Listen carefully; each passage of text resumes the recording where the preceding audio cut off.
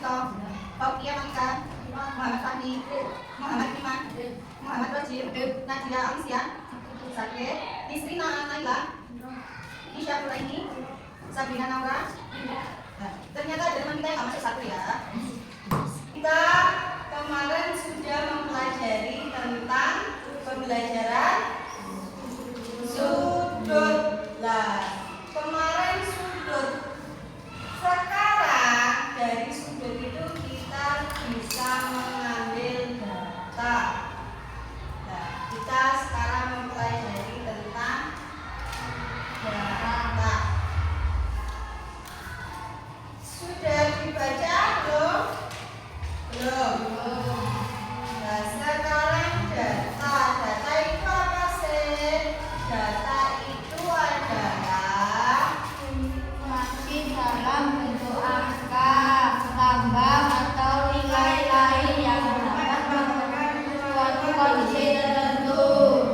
Nah, data itu juga dibagi menjadi Dua, data kuantitatif dan dan data kualitatif. data kuantitatif itu data apa? Data yang berupa bilangan angka, Contohnya apa? nilai ulangan, tinggi badan, dan umur. Itu adalah contoh dari data kuantitatif. Contohnya lagi adalah data kegemaran siswa, data kegiatan siswa setiap hari. Kalau menurut Sugiono 2010 ada teknik pengumpulan data merupakan bagian Paling penting dalam sebuah penelitian karena tujuan utama dari penelitian adalah mendapatkan data. ya, kalau menurut zaman Satori dan Aan Komariah tahun 2011 Pengumpulan data dalam penelitian dunia adalah prosedur sistematis untuk memperoleh data yang digabungkan. contohnya tadi adalah data itu tentang kegemaran. Sekarang udah tanya kegemaran mulai dari Mbak Ila. Kegemarannya apa? Bersepeda. Mas Fahmi bersepeda. Mas Iman bermain. Mas Mancing, mancing. Mbak Dewi, Mbak Naura, Mbak Nisa bersepeda. Mbak Ninis bermain. Mbak Salwa bersepeda. Mbak Iwa, Mbak Atila bermain. Mbak Yasmin memasak. Dari sini kita sudah dapat pengumpulan data. Tadi yang suka memasak angkat tangan. Berarti ada berapa yang suka memasak? Dua. Terus kalau yang bersepeda siapa? Ada berapa berarti yang bersepeda? Yang memancing? Satu. Yang bermain? Ada tiga. Nah, itu adalah termasuk kita sudah melakukan yang namanya pengumpulan data. Contohnya data itu seperti apa? Ini. Kita dapat mengambil data dengan cara berikut ini. Yang pertama ada angket. Angket itu apa sih? Angket itu yang biasanya gadis-gadis itu. Sama nilai yang mana kesukaannya sama yang ada itu bilang gadis. Angket itu apa? Angket itu adalah sebuah paket lembar isian. Terus selanjutnya dibagikan kepada beberapa orang yang dipilih untuk diisi. Itu yang namanya angket. Yang kedua pengamatan langsung. Jadi samanya langsung mengukur, langsung melihat. Contohnya adalah dengan makanan kesukaan, tinggi badan, berat badan. Nah, samanya langsung ikut dalam pengamatan tersebut, langsung melihat berapa tinggi badannya, berat badannya, seperti itu. Itu pengamatan langsung. Pengamatan langsung itu menjadi dua data, jadi menjadi dua apa? Yang pertama adalah data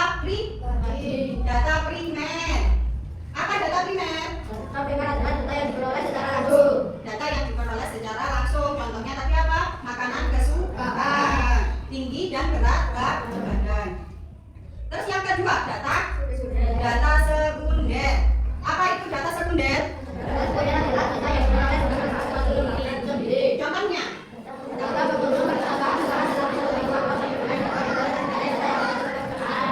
jadi kita tidak bisa melihat langsung karena datanya diambil berapa hari, berapa minggu? 1 minggu. Jadi kita tidak langsung mendapat data. Contohnya ada di bawah itu adalah contohnya berat badan dan tinggi badan. Sekarang dengan cara tes atau ulangan biasanya kita di sekolah itu apa? Memperoleh data. Dan contohnya adalah nilai ingatan. Contohnya dari sini ini adalah contoh data nilai ingatan matematika siswa kelas 5. Dari situ ada 60, 55, 77, 80. Itu adalah contoh hasil dari tes atau ulangan. Sekarang wawancara. Yang keempat adalah dengan cara wawancara. Wawancara itu apa? Wawancara itu adalah menanyai seseorang. Contohnya sama tanya temannya, apa nama kesukaanmu? Berapa berat badanmu? Di mana rumahmu? Dan itu adalah termasuk wawancara. Contohnya di sini, data kesukaan yang diperolehnya dari 15 lamanya. Ada 4 orang yang suka es sirup, 5 orang yang menyukai es sirup, es teh. Yang ketiga, 3 orang menyukai es sirup. Yang keempat, 3 orang menyukai es susu. Nah, dari sini kita sudah dapat cara mendapatkan data. Sekarang coba, udah bagi kelompok. Langsung ini ya, 2 baris, mejanya langsung bisa dijadikan jadi 1, 2, 3, 4, 5, 6, 1, 2, 3, 4, 5. Kita langsung berdiskusi menanyakan apa makanan kesukaan, terus warna kesukaan, dan juga menanyakan berat dan tinggi badan. Dari sini ada yang ditanyakan? Tidak, langsung dibagi kelompok, langsung kelompok aja.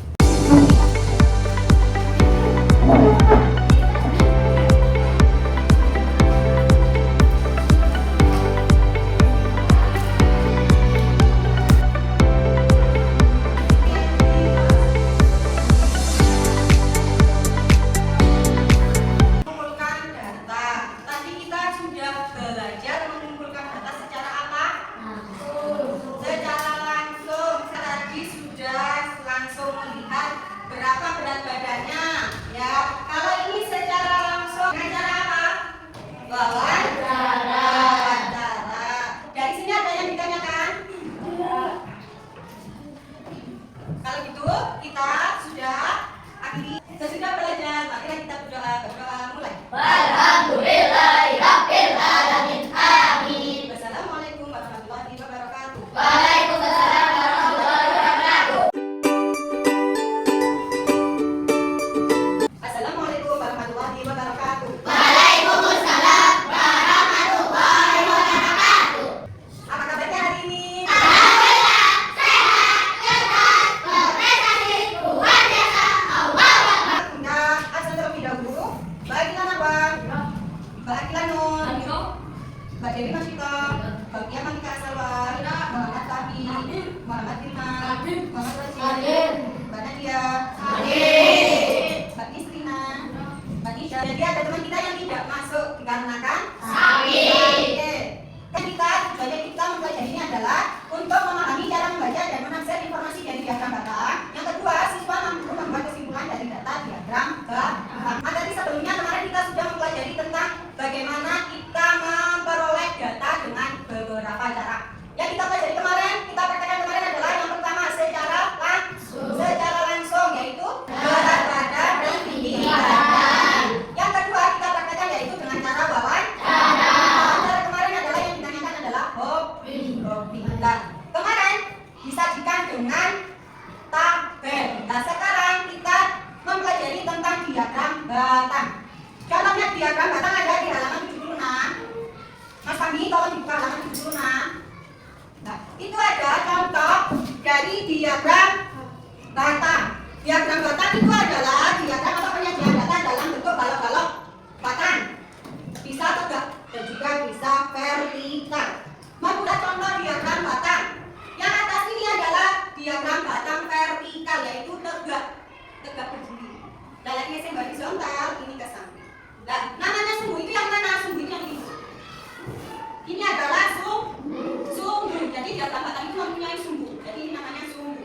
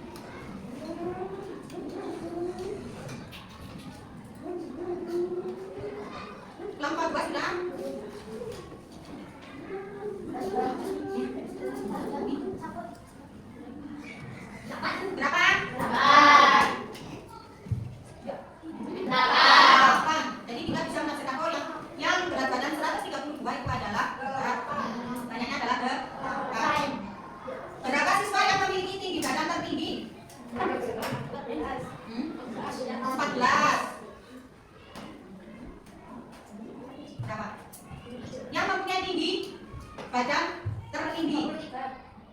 Tinggi badan tertinggi adalah 33. itu tinggi badannya yang paling tinggi. 35. Berapa banyaknya? 9. 9. Kalau yang di atas 33, berarti di atas 33 berapa jumlahnya? Nah, berapa Kak Ika? Bisa, ada yang bisa jawab? Kenapa? Kenapa Kak? 10 tambah 9? Karena yang di atas 33 itu adalah 34 dan 35. Tuh, yang kita dapat pelajari hari ini, kita sudah mempelajari tentang diagram batang dan cara menghasilkan diagram batang. Kita juga sudah presentasi ke depan tentang diagram batang. Kira-kira apa kesulitannya yang dialami? Menafsirkan tadi ya, menafsirkan diagram batang. Ya. Kalau gitu, dipelajari lagi, lebih teliti lagi dalam soal yang dibaca, yang diberitakan. Jadi sama harus betul-betul tahu mana perintahnya apa. Bu?